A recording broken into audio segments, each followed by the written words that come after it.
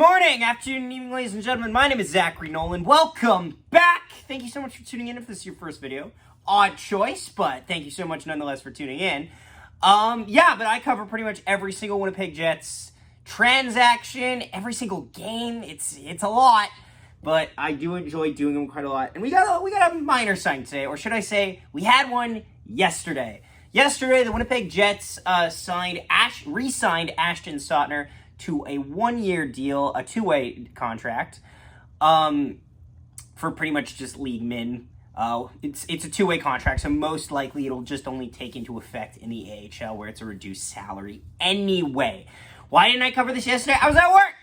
It literally happened right as I pulled up to work, and I just went, all right, guess we're doing it tomorrow.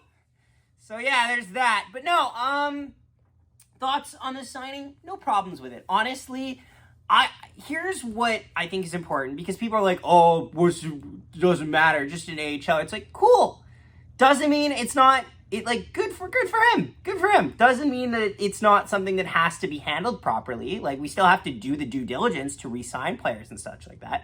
Ashton Sautner was the only pretty much the only UFA for the Manitoba Moose that we had left to deal with.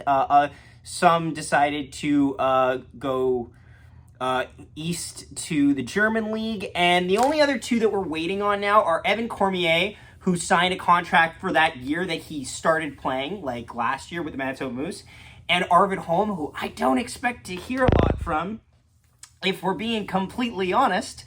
And then the rest of it is just RFA signings like Limoges and Arvid Holm. It's fine. This contract's fine. It doesn't matter to me. It's not a big deal. Like, there's three types of AHLers. There is your tier one, the guys who are in the AHL because you are developing them through the farm system to become a full-time NHLer with potential. These are your Brad Lamberts, your Chaz Luciuses, even guys like Daniel Torgerson, possibly Oskari Salminen and Arvid Holm, hopefully Declan Chisholm, guys like that.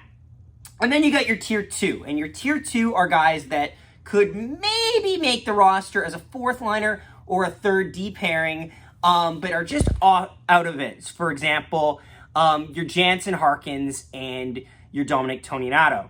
And then you got tier three, and tier three are pretty much your lifers. Those are guys that have been there for a long time. You got, like, Jimmy Aligny comes to mind. Great captain for the Manitoba Moose. You got Man of the Year award, but that is probably his ceiling, is in the AHL. And you know what? That's a decent living. Nobody should hate on him for that. Now, Ashton Sautner is actually from Flin Flon, Manitoba, so this was probably why he was more inclined to re-sign here rather than test free agent markets.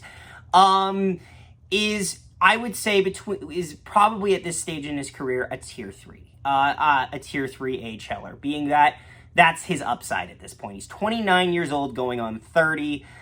He just wants to sign a local contract with his local team. And I don't hate that at all. And actually, funny story, at the Gold Eyes game that I worked at, I saw Mike Keaton and Nolan Baumgartner there.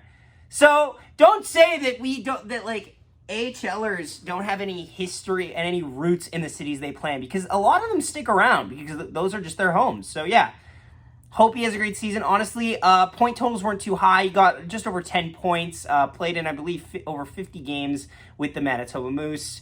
Hope he can mentor some of the young guys coming in through the system, possibly some that we draft this year. Not a big deal either way. Yeah, what are your guys' thoughts on these signing? And do you like us signing local players? Fun fact, both the AHL champion and the NHL champion teams had Winnipeg-born captains. There's that. Yeah, thank you so much for watching, and we will see you next time.